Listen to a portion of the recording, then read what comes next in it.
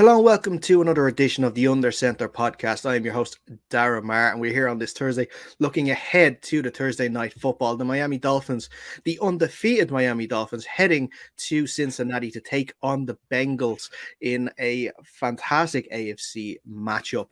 Probably one of the better Thursday night matchups we're going to get this season. Joining me today, I'm delighted to welcome back Jake Bullhead. Jake, you are very welcome back to the show. We figured it out actually there off air. It is your first show back since the season began. So how are you? Yeah. I'm good. I was off honeymooning and missed basically the first 2 weeks of football. So I really had to dig in my heels for the past Sunday just so I can get Red Zone in and watch a couple of games. And then I woke up Tuesday morning after the Giants game, and you were all right in your fucking group while I was trying to stay away from my phone so I could actually watch the match undisturbed. But yeah, all good. And it was a disaster of a game for me, but I would have much rather it ruined on me. Well, Jake, you have been part of the show long enough to know that the group chat will go on, and you should have kept it on mute for the day. You should give me a period of time in the morning that I can not look at my phone and have like a nice peaceful time to watch the 40-minute condensed version of a match. I'll keep that in mind for the next only for the Giants. I don't care about anything the next primetime Giants game. I'll keep that in mind. Also delighted to welcome back on the show Adam Wilson. Adam, it's been a little while since we've had the pleasure to chat. How have you been? Yeah, not too bad. Just getting on with the football season, so we'll see how things go. Well, that's it. I think it's been a few weeks since we've had you on. So since then, New England have had a win and a loss. So it's kind of, you're kind of perfectly balanced at the moment. We haven't had you yet on our review shows for our therapy sessions, I should say. That's what me and Reen are calling them at the moment, just to try and get over the losses of the week before. But I'm sure you could have done with it after last Sunday's game. Yeah, I think this could be a long therapy session for me over the next few weeks. We are going to get on and speak about the New England Patriots and their quarterback issues in a little bit, but we're going to have a look at a bit of news. After that, later on in the show, we're delighted to welcome back PFF Sam Monson onto the show. We're going to look at a little more in-depth the game later on this evening and a few other news stories around the NFL. But before we do get into the news, I should also mention that this show is brought to you in partnership with Locker. Locker is a new sports app that centralizes premium sports content and puts the power in the hands of fans to personalize their world of sport, including a range of premium NFL sources that can be tailored to your fan experience. Download the app for free in the Irish or UK iOS and Play Store today. But let's get on to the news, guys. And I say, we'll talk about the Cleveland Browns, because their star defensive end, Myles Garrett, suffered a shoulder strain and a bicep strain, as well as cuts and bruises in a one-car crash he was involved in on Monday afternoon. Garrett was released from a Cleveland hospital the same day after being treated for the injury. GM Andrew Berry said on Tuesday that Garrett cleared concussion protocol. But his status for Sunday's game against the Atlanta Falcons is still up in the air. Of course, the crash occurred after Garrett left practice at the Browns training facility in Berea, Ohio. I'm sure we've seen the pictures throughout the week on social media, and probably the video that was released, the body cam footage of the paramedic coming onto the scene and seeing Garrett get treated. But a very, very scary moment for the Browns star defender. And Jake, for you, first of all, it's a miracle that, first of all, he's escaped with any serious or life-threatening injuries, and also that there's still a chance he could play a game of football this Sunday.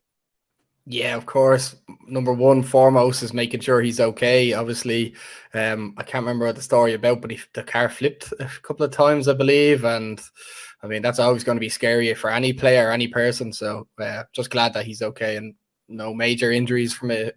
But just on the Browns side of things, as an NFL football podcast, we got to talk about a big hit for the Browns if obviously Myles Garrett doesn't play. He's their top edge rusher in the league, so I'm sure he'll be sorely missed if he doesn't play. But look, one game's not going to hurt the team too much.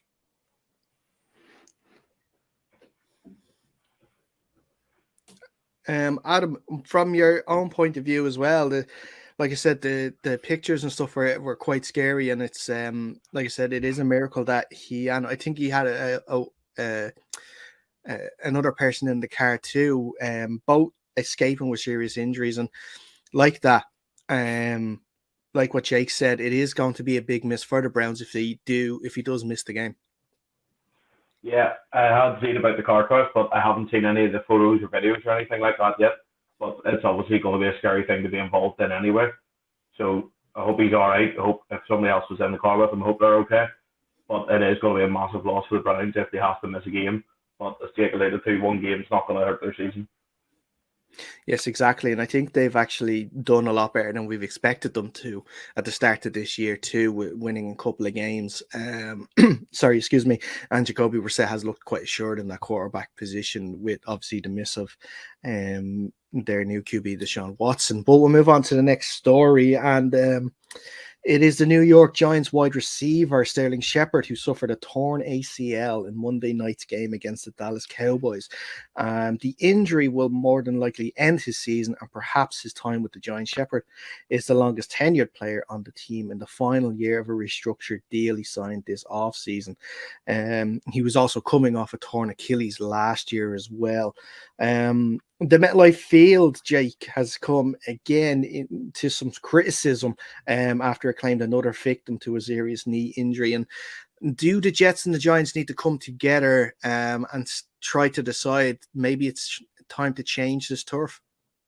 Yeah, absolutely. That turf is devil turf. I don't know what the story is, but all turf is bad. It's not good for lower soft tissue, or not soft tissue, lower body injuries that are non-contact are always going to be bad on turf. And soccer isn't allowed to be played on turfs when it goes to America, so I don't see why when you have to cut 90 degrees at 100 miles an hour that you have to be on turf for it. It makes no sense.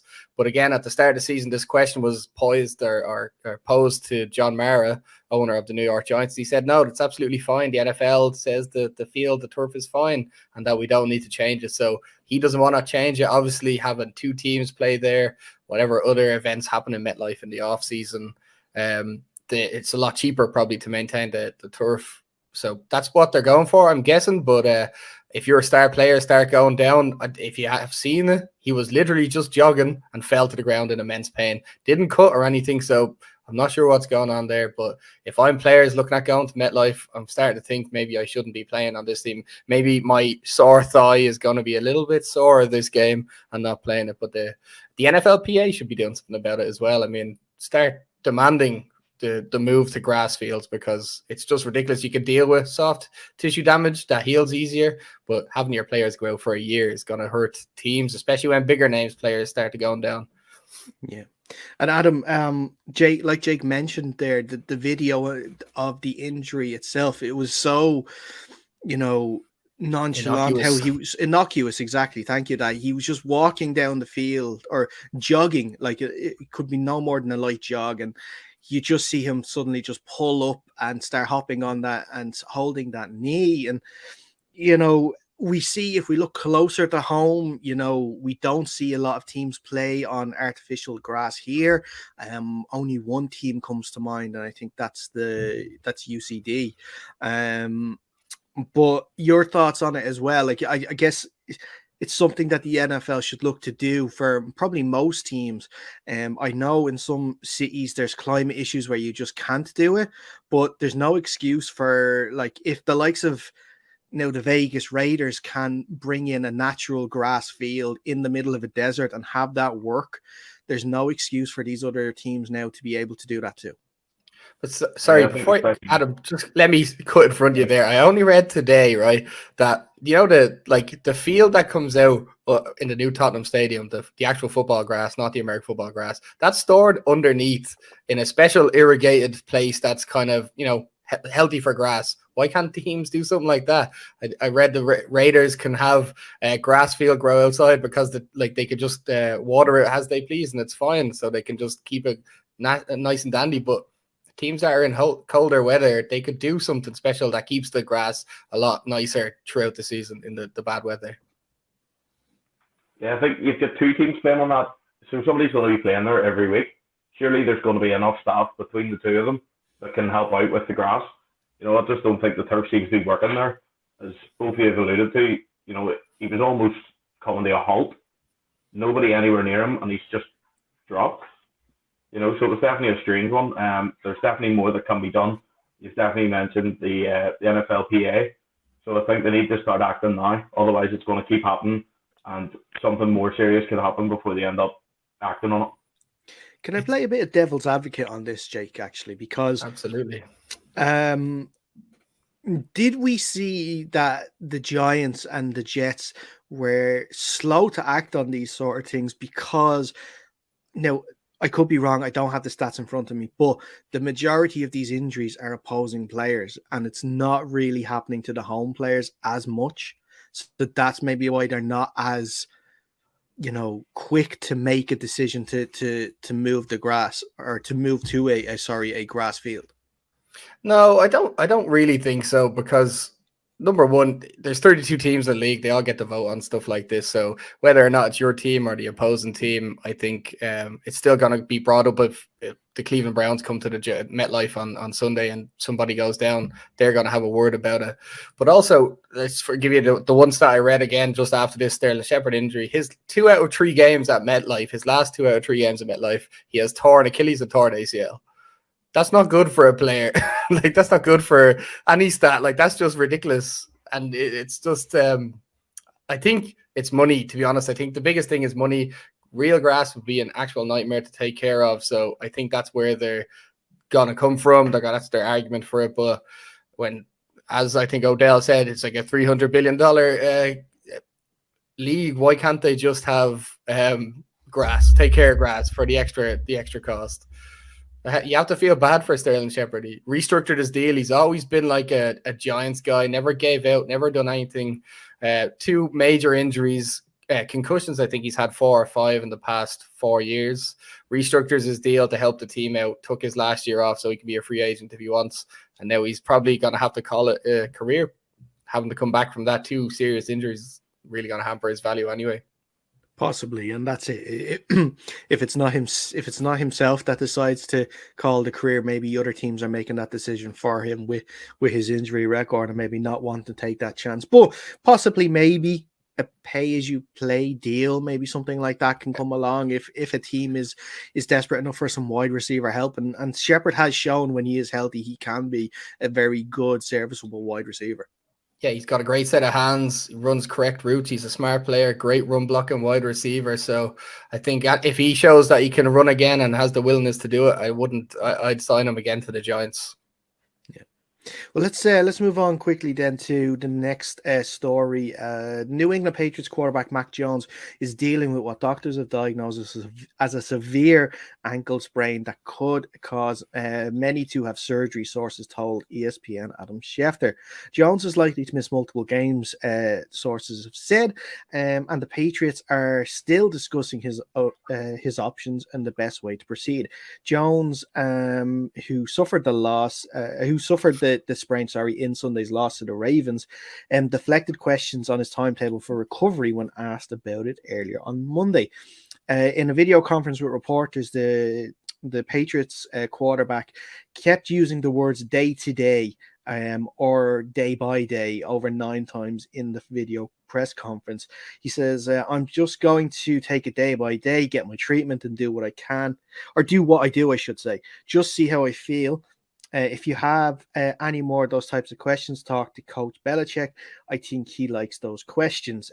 Adam, do you think maybe that the Patriots should even look in the short term sort of rest for Mac Jones and maybe put him on IR for those 4 games and maybe even just give him that 4-week break? It kind of would help. It kind of helps both people because he doesn't want to get surgery. So that means you won't get surgery. You get a break. And for the Patriots side of things, they give him that rest to probably stop from aggravating the injury even more and possibly use him for longer.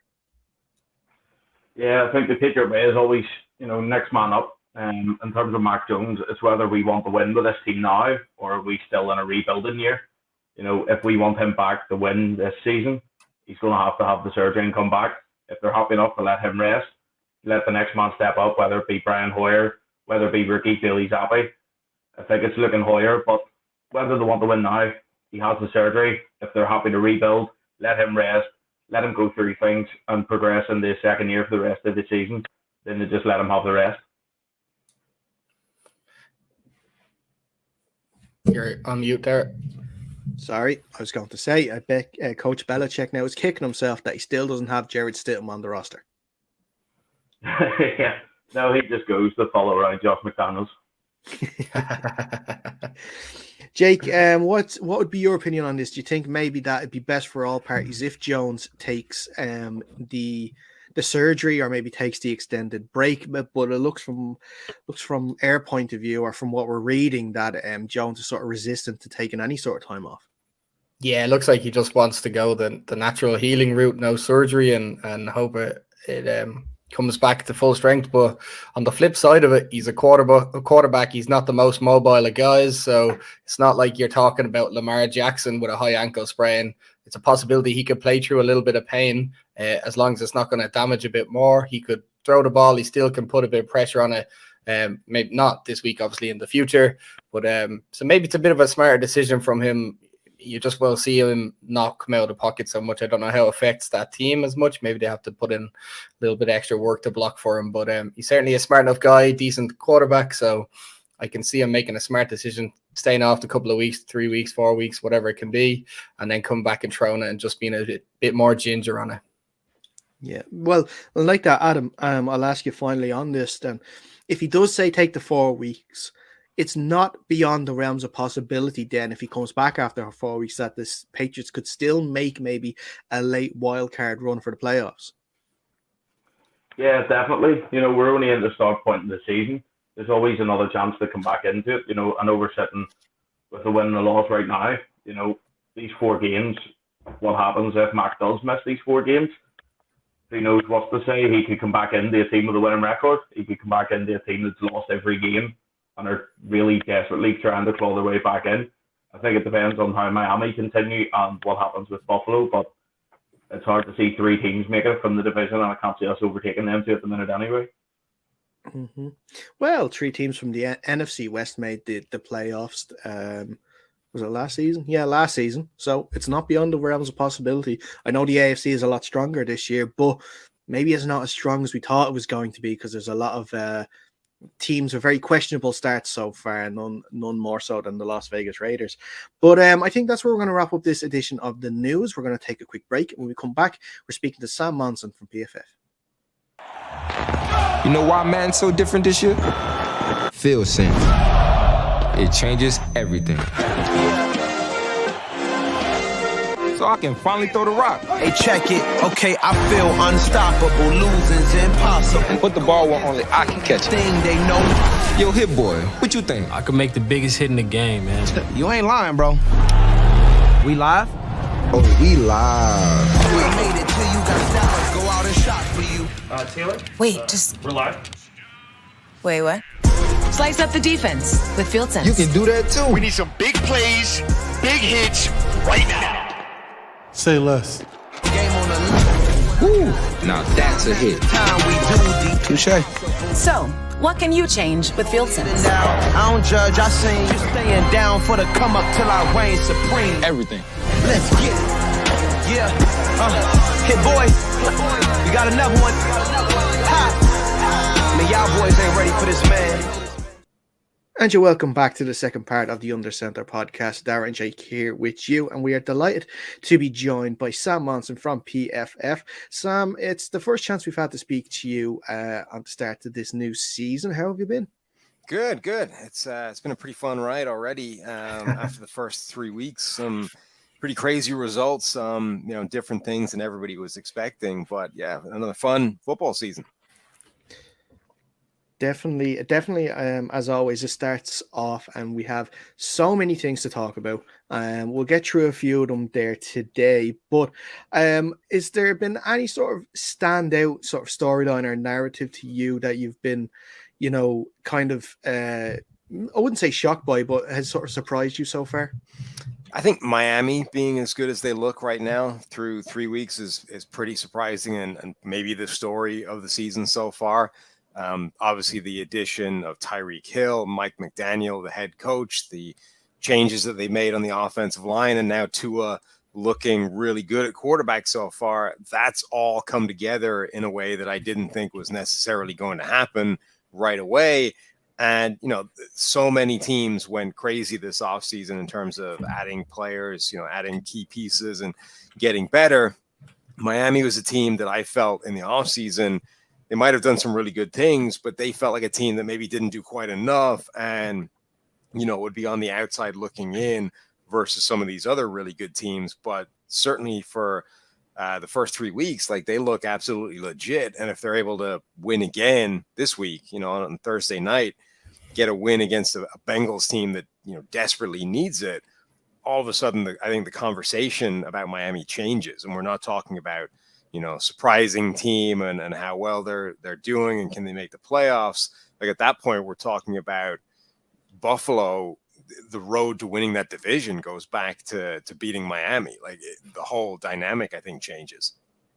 Yeah, that was crazy. I mean, in the offseason, they obviously had a Tyreek Hill, and then you mentioned how good Tua has become over at least for the first start of the season. But I remember just maybe a month ago, there was a tweet going out about a wobbly pass that Tua threw, and the whole internet blew up how Tua was a terrible quarterback. And then Tyreek comes out and says, "Oh, he's a great quarterback. He throws the ball to me every time, perfect spin and all this sort of stuff." And now all of a sudden the narrative's changed. He's playing great. It's typical sports, I think, that flip side. Yeah, and I don't even think that, Tua is, we always try and work out sort of who gets the biggest piece of the pie when you're talking about blame or about credit for something turning around. So you've got Tua, you've got Tyreek Hill, you've got the offensive line, you've got Mike McDaniel, all these additions or changes, and you're trying to work out sort of what's the biggest reason. I think Tua is like third or fourth on that list in terms of why Miami is better than they look like they were going to be. I think you probably give more credit to Mike McDaniel. I think you give more credit to Tyreek Hill and the impact he has on that offense. So Tua is definitely playing better, but I think a huge part of that is more like this is the first time he's had a viable supporting cast relative to the previous years, as opposed to, he's so much better than he's been in the past. Yeah, and sort of one team that probably would have thought or would have hoped or expected, you could say, they would be in a sort of similar position to Miami's, the Denver Broncos. Now, they are still 2-1, so it's not exactly as if they're having a disastrous year, but the offensive promise or the offensive expectations that we would have had at the start of the season just sort of haven't been there so far yet. No, they haven't. And the big question is whether that's just, the inevitable teething problems of so many new things, Nathaniel Hackett, a new offense, Russell Wilson, a new quarterback, or whether that is like going to be a long-term problem there. And this whole Russell Wilson thing just isn't going to work the way people thought it would. And I'm not 100% sure where I come down on that yet. I kind of went all over the place on Russell Wilson to Denver over the course of the offseason. When they made the move, obviously it's an exciting change. It's a big upgrade over Drew Lock and what they had there before. But it did feel like there was a pretty good chance that the problems in Russell Wilson's play, being married to this Nathaniel Hackett offense, were not always going to mesh that well. And the longer it went on, I kind of soured on the idea more. And then just before the season started, I ended up sort of thinking, well, actually, the gap between Drew Lock and Russell Wilson is so huge that like that's the most important thing here. And he'll be better and they'll be a playoff team and they'll, be contenders anyway, just because that's such a huge difference. But actually, I think the sort of first instinct may have been more correct, that this whole, there's a reason that Russell Wilson was never quite given the same responsibilities and free reign in Seattle that a lot of other quarterbacks that were as good as he was should have had. And people kind of put that down to, well, Pete Carroll's just a dinosaur of a coach and all this kind of stuff. But actually, I think there's a degree to which, Russell Wilson is the architect of some of his own troubles. And that doesn't go away just because you change environment and change team that he's on. Yeah. And is there a chance here and I've talked about it on the show as well, and being a Seahawks fan, I kind of probably know a little too much about how Russell Wilson is and with the team and stuff like this. But the way he sort of public persona has become the last few years, and the way he sort of has publicly said that he wants to take be more of a leader in teams, coupling that with that a rookie head coach in Nathaniel Hackett, could you think maybe Hackett's authority could be undermined a little bit? Maybe he's so keen to get this to work that he'll give Wilson whatever he wants, maybe to the detriment of the team. I don't think that's really where the issues are. I think it's more Russell Wilson plays the game in an unusual way. He's not like other quarterbacks, and that's a good thing most of the time because he's capable of making spectacular plays. He might be the best deep ball thrower in the NFL, all those kinds of things. And when he's playing at his best, it's really good. But that style of play means it's difficult for coaches to match what they do with what he does really well. When Aaron Rodgers is playing really well, the match with the offense is seamless. There's no sort of tweaking that needs to be done. He just fits in perfectly and everything complements each other. When Russell Wilson is playing even at his best, it still doesn't necessarily fit the way the offense is supposed to be run. And I think it's difficult for coaches to figure out how best to modify their systems to really get in sync with what Wilson does best and where he struggles a little bit. And I think Seattle probably went through several coaches trying to figure that out. I think Nathaniel Hackett is now trying to figure that out in addition to doing the other sort of 7 things that are part of being an NFL head coach. And right now he's, really struggling with that whole balance. Yeah. And staying in the AFC West, it's probably the most surprising team in that division so far is the Las Vegas Raiders with their 0-3 start. And it's definitely not what Raiders fans were expecting after the big Davante Adams trade and now bringing Josh McDaniels in as the head coach. But from what you're seeing from the Raiders this year, what can you sort of put your finger on in terms of where the issues are? It's very difficult to figure out. It doesn't make a lot of sense. And that I think that and the Miami Dolphins being as good as they are the two sort of biggest stories so far through 3 weeks. When, the Raiders offense was pretty good a year ago. And when you add Davante Adams to that, and then on top of that, Mac Hollins is playing really well through the first 3 weeks out of nowhere. Those things should not add up to what is currently being produced by this offense. It's almost impossible to envisage a scenario where you have Davante Adams added to the group from last year and Derek Carr and Mac Hollins showing up. And you're like, well, what does that produce? It's somehow producing what we're seeing through the first few weeks. It doesn't make a ton of sense. I think there's always a little bit of difficulty in terms of a balance of trying to figure out, when you force feed the ball to a guy like Davante Adams or when you move it around to other people and how that whole dynamic works. But it's very strange right now why the Raiders offense is not playing better than it is, because even the offensive line, which is the biggest weakness in personnel on that side of the ball, their line hasn't been atrocious. It was an area where going into the season, you were saying, I love their receivers. I think Derek Carr is a good quarterback, but that offensive line could undermine all of it if it plays badly enough. It hasn't played at that level. Like it's definitely not been the reason that this whole offense has been dramatically underperforming. And Sam, on a different note, is there a player from the start of the season, your preseason assessment, that has pleasantly surprised you? And on the flip side, has there been someone you thought was going to do really well, but is just now struggling for some reason? I mean, so far, Jalen Hurts, I think, has taken a huge step forward at quarterback for the Eagles. And that was their big question mark heading into the year. They've done a lot of good things. They've really built a team in a smart way over the last few seasons. But how good they could be this year was always going to come down to, how good is Jalen Hurts going to be this year? Because he was good, not great a year ago. And when they got to the playoffs in particular, there's just an obvious gulf in class between what Hurts is able to do and the legit contending quarterbacks once you get to January. But through a few games so far, he looks fantastic. I mean, he's been so much better as a passing quarterback. I think the addition to AJ Brown, maybe the step forward in Devontae Smith with AJ Brown taking some of the attention away. Like Jalen Hurts has just been playing so much better as a passer, and he brings that rushing threat to the table as well. So I think he's been a real surprise. He's number 1 or 2 right now in terms of PFF grades over the course of the season. And that Like that's an area I didn't know that he was capable of reaching before this year.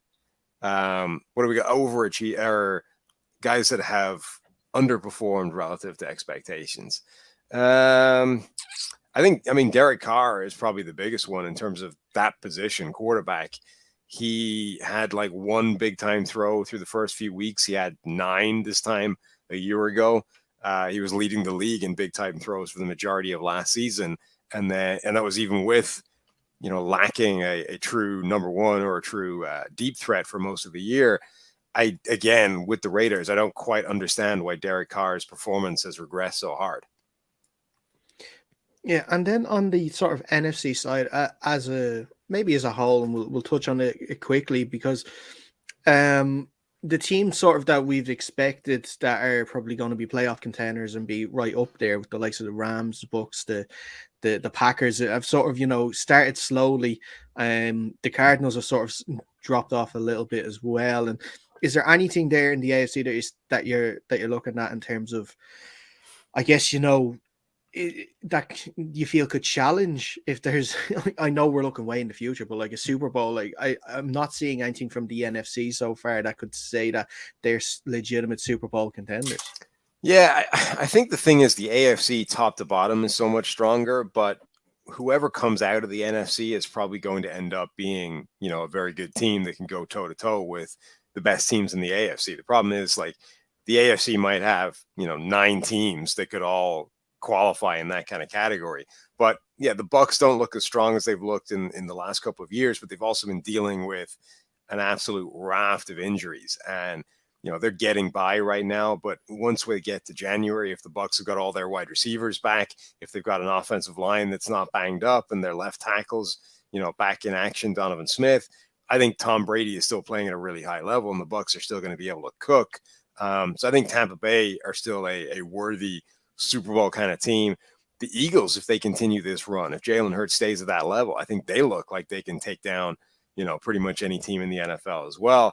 I wouldn't overlook Green Bay yet, though I think that lack of receivers is a real problem for them. Maybe the thing that does stop them rivaling those other teams from the AFC. But I think there's definitely teams in the NFC that may be underachieving, but they're definitely going to be threats once they get to the playoffs, and once you get to a one-off game, they're going to be good enough to challenge the AFC team. Yeah, and let's sort of look ahead then to tonight's game. Of course, the Dolphins traveling to Cincinnati to take on the Bengals. The Bengals finally get on the board last weekend against the Jets after going 0-2 the first 2 weeks. Like we mentioned earlier on, the Dolphins defying sort of expectations with a fantastic start this year. I guess the sort of questions coming into this game are all about Tua in terms of his head injury that is not classed as a head injury, but we all thought was a head injury and kind of now is a back/ankle injury. It looks as though he's going to get through and play Thursday, but sort of your own thoughts on what happened on Sunday, and then whether you feel it's right that he's been able to get through now to Thursday and play again. Yeah, it's very difficult to work out what's true and what's, just being said because of the optics. I find it very difficult to believe that Tua was not exhibiting head injury symptoms when he got up and he was wobbly and he could barely stand. He was shaking his head and all those kinds of things. I think it's also entirely plausible that he was dealing with a back injury in that game at the same time. But I don't think that explains, what we saw on the field. I don't think that everything he did after his head slammed off the turf can be explained by his back tightened up, and that's why he was wobbling and all that kind of stuff. At which point you get into the idea of, well, if a guy's displaying obvious head injury symptoms, does it even matter that he passed the concussion protocol, right? Which is the bottom line here. And I think that rugby deals with this as well. Like there is no defined concrete test for concussion. The rugby has the HIA stuff. The NFL has the concussion protocol. There isn't like a black and white test. Like this is the best guess of medical professionals to try and get as close as possible. But guys will, they'll pass it or they'll fail it. And if you fail it, it's almost certainly a big problem. But just because you passed, I think doesn't mean there was no issue. And in particular, I think when there's visible evidence of somebody dealing with some kind of head injury, to me, that should immediately rule them out of the game, regardless of whether they pass or fail any kind of concussion test. Emmanuel Acho had this story on Twitter where he said that he got his bell rung in a game. He did the concussion protocol test. He passed it. And later that day, driving home from the game, he got to his street and didn't know which was his house. So the fact that you're able to pass the concussion test doesn't necessarily mean anything with regards to head injury. And then even like if you're trying to stamp this kind of thing out of the game, if you're trying to change the way we treat head injuries, it almost doesn't even matter if the back injury thing is 100% true. Like just for the optics, you should keep him out. You should pretend that it was a head injury and say, we are treating it with we're going to err on the side of an abundance of caution. This looked like a head injury. We are going to assume it is, and he's done. He's not coming back into the game. So I just don't think it's terrible optics, and that's assuming that everything is above board, which who knows. Yeah, I completely agree with you. It's something that it's so severe and we know so much more about than we did maybe 5 years ago or 10 years ago, that maybe just err on the side of caution on anything that looks like a head injury. Yeah, I think you're absolutely right. Yeah, full agreement there.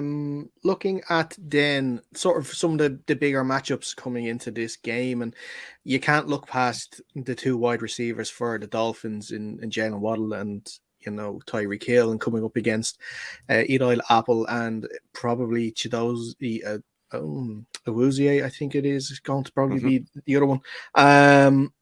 Interesting after the game on Sunday, Tyreek Hill calling out Eli Apple as well. Looking forward to this game on Thursday. I'm sure it's going to be that battle is definitely going to be something to watch out for this evening.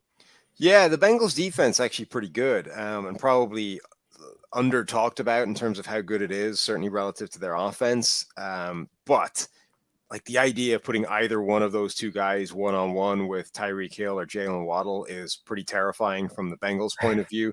They're going to try and take them away more by scheme and alignment than they are by, hey, you can be covered by Eli Apple or Awuzie. But it just always feels like if that's going to happen, if that's going to be a regular occurrence of Tyreek Hill and Jalen Waddle getting single coverage against these guys, like those are plays to be had for that Miami offense. And, the Bills are an example last week, particularly with how many guys they were down, injuries, that you can neutralize those players by scheme and by the coverages you're running. But it's going to be nervy anytime Cincinnati is on defense, because those guys are only ever one bad angle, one bad step away from a big play.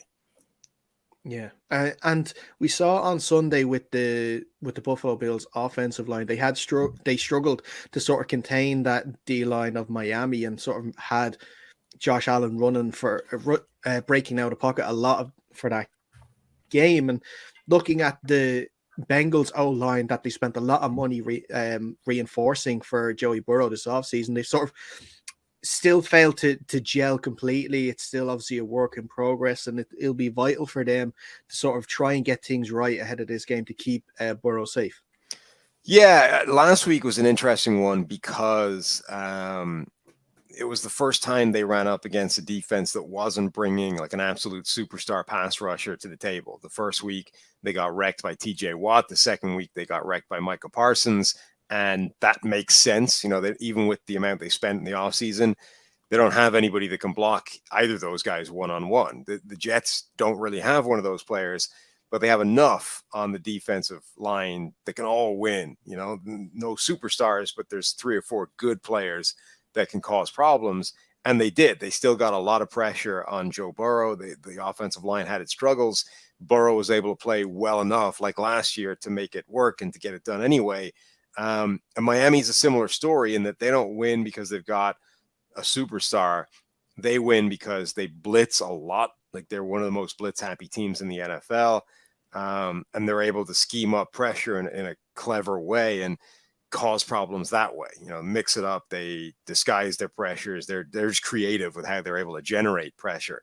So I think it's going to be another game where Joe Burrow will be under pressure a lot. And then the question is, is he able to overcome that, or is the pressure does it take long enough to get there where he can get out of trouble and make stuff happen? Because I think there's also like a difference in the severity of pressure that comes, which is some of the reasons sometimes when quarterbacks can get it done and when they can't. So yeah, I think that's definitely maybe the most fascinating element of this game, whether Cincinnati's offense can find any kind of answer to the Miami pressure packages.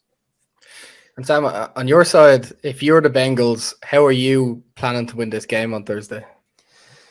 Yeah, the problem with the Bengals is from a game plan standpoint, it's just relying on their playmakers. Like, it's relying on Joe Burrow trying to make those kinds of plays happen. It's relying on Jamar Chase being able to win one-on-one against guys like Xavier Howard, because that's how they were doing well last year when they did so well. It was basically just, it wasn't anything fancy. It wasn't schematic creativity. It was just Burrow and Jamar Chase, making things happen. And that hasn't been there as much this year. And that's probably inevitable, but they're so good that it's always possible. Yeah, and just it's kind of a sneaky sort of, miss that we've seen from the Bengals.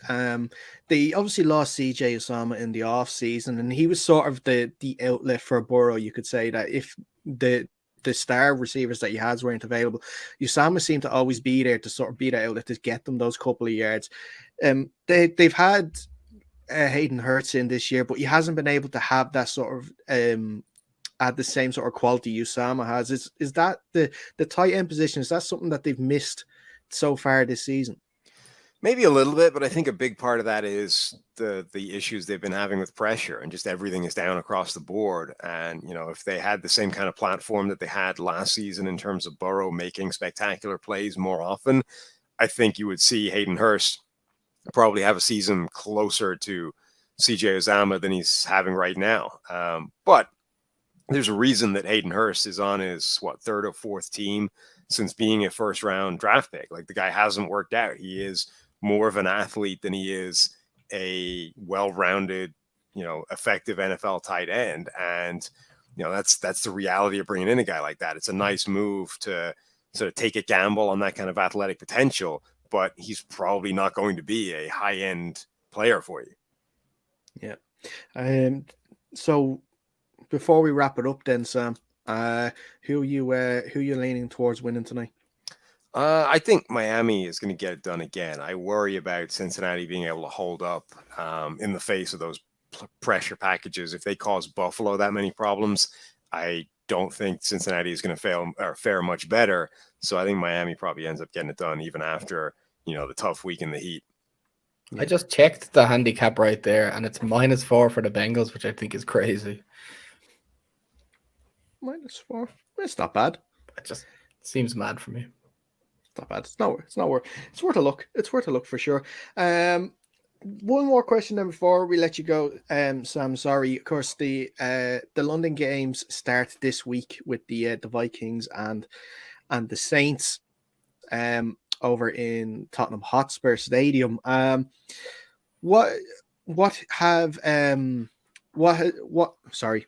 are you expecting from this game? And I guess we've sort of been not unlucky, but we sort of haven't had sort of the best games that we would have wanted over in London the last couple of years. But the way the games are lining up and the way the teams have started this year, it looks like that we could be in for a really good series of games over in London.